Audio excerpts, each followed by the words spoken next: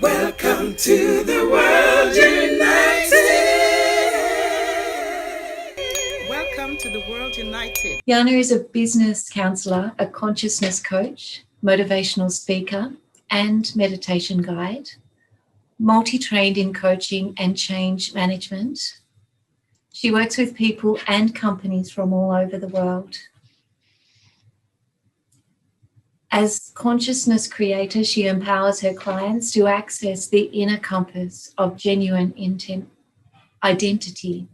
Thus, they shift from drifting to steering, igniting self-determined business development in a world full of changes and thrive on common grounds of business, purpose, and purpose of profession. She's a founding member of the J. Shetty Certification School for Life Coaching. She runs the Magic Monday Meditation of PSSM Global, an international live meditation session, and her central theme is the profound effect of authentic connection to oneself and others. And her talk will be about consciousness in business and its essential effect on business development.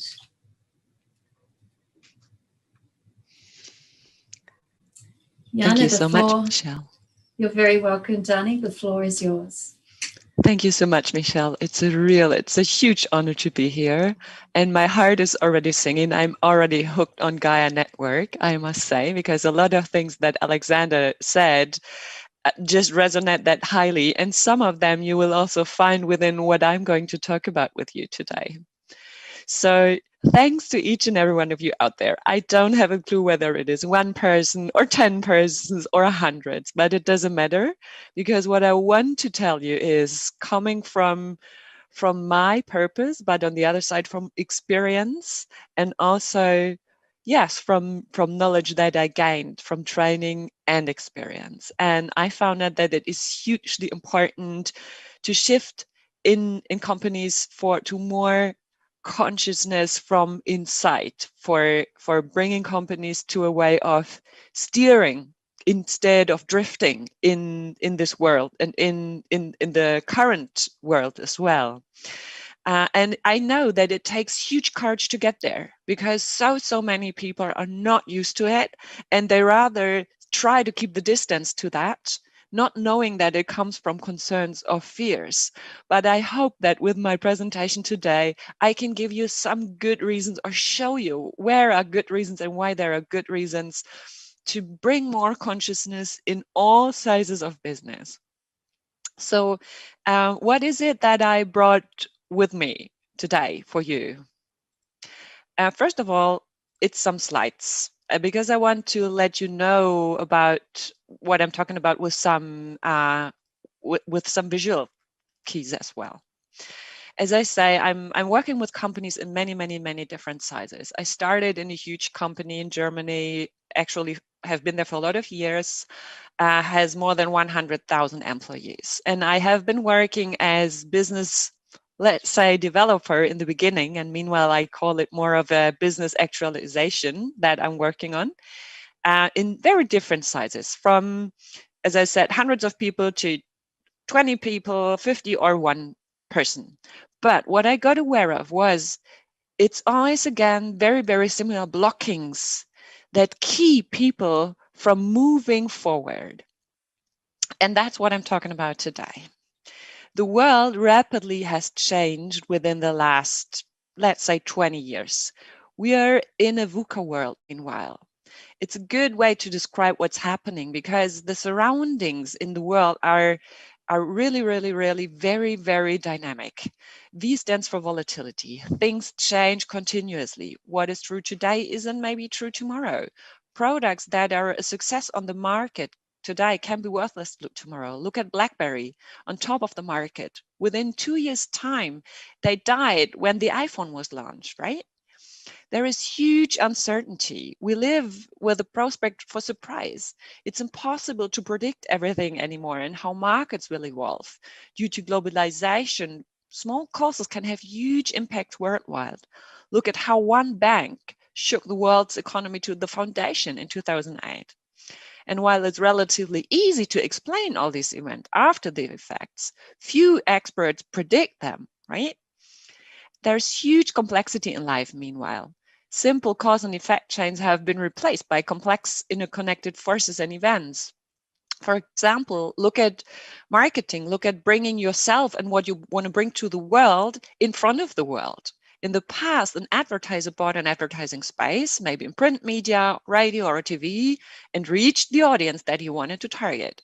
Today's programmatic advertising is a labyrinth of complex bidding systems to get the right advertisement on the right screen to the right person.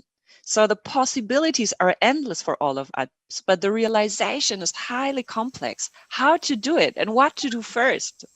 And then there's ambiguity. You can easily find convincing but totally contradictory information for any assertion. How much meat is good for you? Or is it better to be a vegan? What's the cost of nuclear versus wind energy, for example? Right? You find so many different opportunities about that. Old certainties have disappeared. And because of complexity and unpredictability, many leaders avoid taking position, making decisions, and taking actions. How can we, in a world like that, come to a place again where we make the right decisions? Because achieving success in this changing climate necessitates new approaches.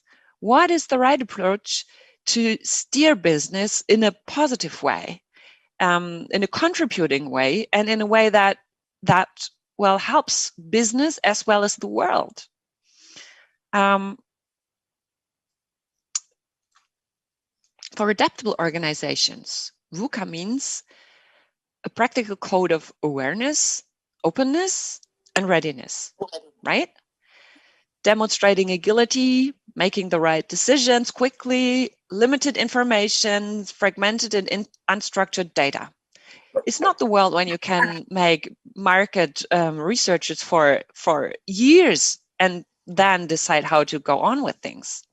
Sensing and responding rapidly and swiftly to changes and exploring new opportunities, that's really, really important. And the belief in the company itself to truly be able to do so as well. But making decisions and following through with aligning action is such a huge challenge, right? Some examples. If you're employed, think of your own company. How many times did one trend or change idea follow on the other without effects, sometimes even contradictory? And as a business leader, let's go back this way.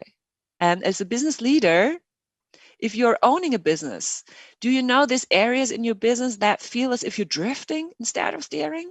Although you know they're important, something keeps you back from stepping up for the deployment, the development you want to make. You want to start and you can't follow through. You just feel overwhelmed, the lack of ability to make clear decisions, or you make decisions but simply can't stick to them because fears and doubt make you deciding differently. And this development can even come to a place where you see that this huge topic, this important topic of your business is somehow you're serving that topic instead of owning it. Maybe you know this. Why? Where does that come from? I found that out in a lot of work with different, very, very, very different companies. We need different approaches to deal with VUCA. And there is an approach of one of the Bill George of the Harvard Business School saying that a response for the new VUCA world comes from vision, understanding, courage, and adaptability. And as I said, my heart just started to sing when Alexander said that they took a month to design the mission, to know about the vision. I will get to that later. But that's exactly one thing what it is about for a successful business. This, to successfully unfold these abilities and put them into sustainable action, we have an additional pillar in business success that is of significant importance, but we were not aware of it so far because it wasn't too obvious in the old times. And according to self-actualization, which is the top of the Maslow's pyramid for individuals, I call this pillar business actualization. Because what we need yes, definitely is business development, but we need business actualization as well. For a long time, companies could create successful businesses with putting effort in business development. It was about tasks and processes, growing opportunities long term with a market developing long term, controlling systems help, and figures for financial forecasting. But all of this is gone in the world meanwhile. Continuity is not given anymore. It sticking with that behavior leads to procrastination and redirection. And to only focus on business development is just not helping you anymore for making decisions and having the courage to steer in this world. In VUCA times, self-actualization has huge impact. A small aspect of business actualization has been taken in account with training and enabling, job training, management enabling, yes. But what I want to say is, for an adaptional organization, there needs to be continuous activities on different levels of business actualization. And due to the short time we have, I will not focus on all the 4 aspects that I showed you about vision, understanding, courage, and adaptability. I will go in depth for 2 of them, and I will only scratch the other 2. So let's come back to the wonderful topic of vision. Let's look at the question of vision. What is it that makes a vision so important, and specifically a conscious vision coming from within? Because there's a huge difference between making beautiful words and pictures for a vision that is like a packaging, or a vision driven from the core of an organization. If you really want to have a vision that is affecting on your business, you need to have a vision that comes from within. This helps you to have the ability to see through the chaos and have an understanding where your organization stands and where you can get to a point you want to go to, right? But you cannot only focus on where you want to go. If you don't know where you are, who you are, and what you stand for, you don't know where to go, right? If you want to go from Munich to Hamburg, that's fine if you're in Munich. But if you want to go to Hamburg, not knowing that you're in Munich, how to go there, right? So you really need to know where you are. Because if you lose the connection to yourself and also to business purpose, the self of business purpose, you lose yourself in the world. And the world is so unstable, meanwhile, so changing that you are lost in every influence that comes from the outside. We are still really good in getting all the figures together to understand, or let's say, to be aware of what's happening and what might come up. But there is a huge overwhelm of this data if you don't have your core mission and if you don't understand about it. So leaders and businesses and all the people within businesses, not only the leaders, need to create clarity around the direction coming from the core of an organization. And that helps you to refuse letting external events pull you off your course. The vision from within must be your true north. Whether it's about small business or big business, doesn't matter. In a suitable way, you have to answer this question for defining your mission. Who am I? With my values, with what I believe in, what is my purpose? How can I serve with that purpose? And what do I therefore want? And for bigger companies, the questions might be, what are our values? What are our beliefs of how to make an impact? What is the core service that we bring to the world? What is the goal we want to achieve with offering that core service? In the end, it's the same content. It's just a slightly different kind of question, right? And many businesses have these answers when they start their business. But with time and everyday business tasks, people lose the awareness of that. And sometimes even purpose can change, or maybe the purpose stays the same, but the service you give to the world might become different. So this is business actualization, the conscious process of building a vision, and it's inevitably for creating strategies and tactics for success in a VUCA surrounding. And why do I say so? Why does that help making decisions and to stick with them? Without a clear vision from inside, you fall into analysis paralysis and the paradoxon of choice from outside. There's way too much for you to decide on what is the right thing to do and what not to do, because you don't have a measuring stick or a possibility to measure, because you don't have what the measurement comes from within, right? And so this is where your mission helps you. And if you don't have that, you either procrastinate decisions or you make decisions and decide differently very, very soon after. I have been a change manager in companies, and I know how all these change projects are rolling in and out, and then the next one is coming in and out. And it's not coming from the purpose, and it's not because people don't stick to it, because it's not coming from the true inside of an organization. And there is another thing which is really important. One of the few things that truly conquers fears and doubts. Passion beats fears and doubts. If you focus on the now with your passion, you can beat fears and doubts. So this truly helps to stick to the decisions you made coming from your vision and following through the actions consequently, right? Because we don't have to discuss making decisions and strong choices always will be connected with courage. And courage is only necessary when there are doubts and fears in between. So it's normal to have that, but to stick with it and to follow through, you need this direction coming from inside. Let's have a look at the second one that I really want to talk to you about with. It's adaptability. It's probably the most important aspect of consciousness from self-actualization. And it influences adaptability in a huge way in our organization. And once again, I would like to refer to Alexander, because he was talking about growth mindset and fixed mindset before, and what changed for him when he changed the mindset, right? What actually keeps companies and organizations from changing is that many people are highly resistant against change. I think that's not a surprise. That's not new, right? We all know about that. The most tricky aspect is not to have the right plans and tactics. It's about empowering management and employees for rapid adoption.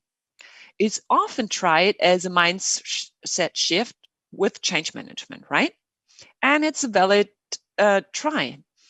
And it's valid for employees as well as for business owners, because when business owners started with a thriving business and idea, and they come to the point where they need to change, they can be highly resistant for change as well.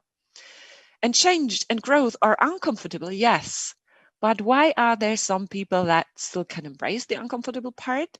And why are there way more others that try to avoid it as good as possible? So as I said, there is a common discussion about fixed mindset and growth mindset. Honestly, I don't need to go into detail too much.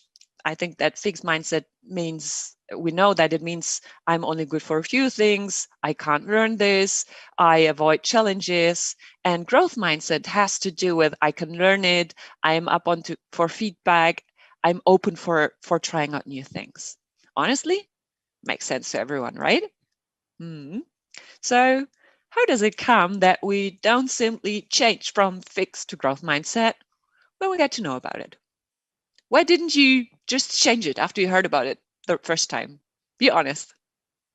I can tell you, because it's not about the obvious part of the mind, but about the subconscious part of our belief systems and the connections and the feelings that are connected with this.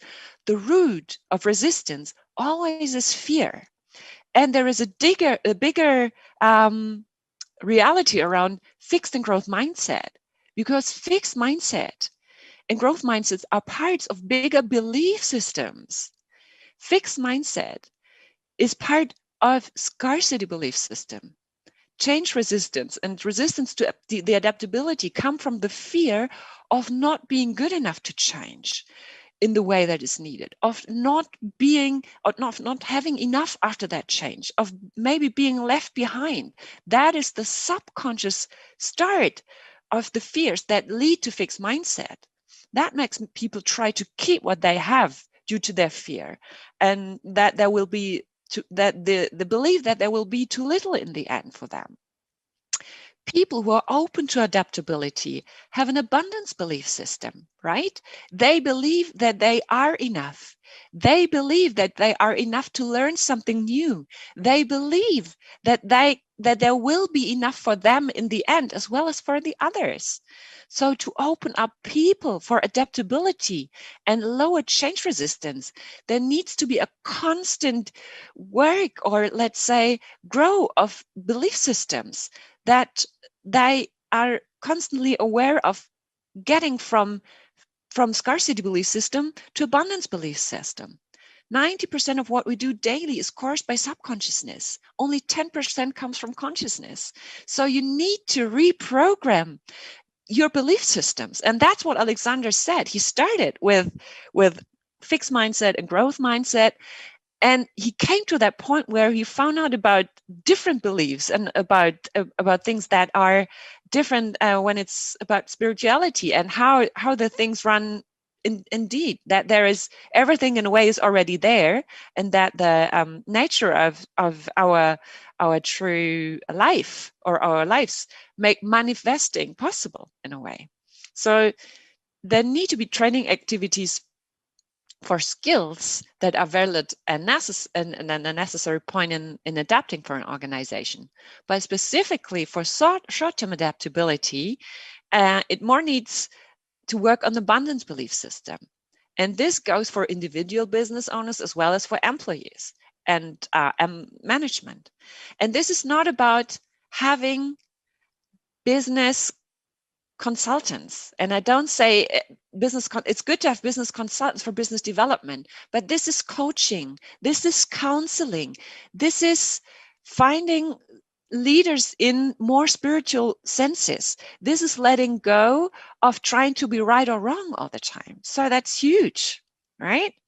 And I had more time than I was granted, so I will only really scratch the two next two ones very, very briefly. But this is a way how you get to a growth mindset, right? Identifying concrete negative beliefs, implementing positive opposite ones, replacing habits connected to scarcity. This is experiencing what happens if you don't let yourself run from scarcity. Moving into developing self-empowerment alternatives, consciously practicing gratitude. Gratitude is huge in shifting your mindset and your belief system. So this is how you can switch. And as I said, coaching, counseling are things that are really helpful there.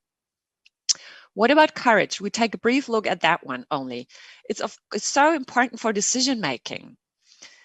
For making these decisions, as I said, if you need to face criticism, if you have to let go of people pleasing, making decision and stick with them, you need to be really convinced by, I am enough, I am good enough, I am worthy, even if I face criticism and these things. Like, you don't see criticism as criticism anymore. You can see the feedback part in it. And you can maybe even see where people that criticize you come from an angle of fear. You can kind of put these things into different perspective. So again, what helps you here is, for example, coaching and meditation, because meditation brings you to a calm place where constant stream of thought that causes emotions is just lowering down, just an idea. And what about the understanding your company or organization? It means to have awareness of strengths and weaknesses. And this means you are allowed to, in a culture of consciousness and awareness, means something that has to do with trust in big ways, to drop the armor of perfection and be kind of self-revealing about vulnerable aspects as well. Being allowed to say, we are not capable of that alone. We are overwhelmed with certain aspects. We might need help in a way, right? That's huge. So many companies are not at that point.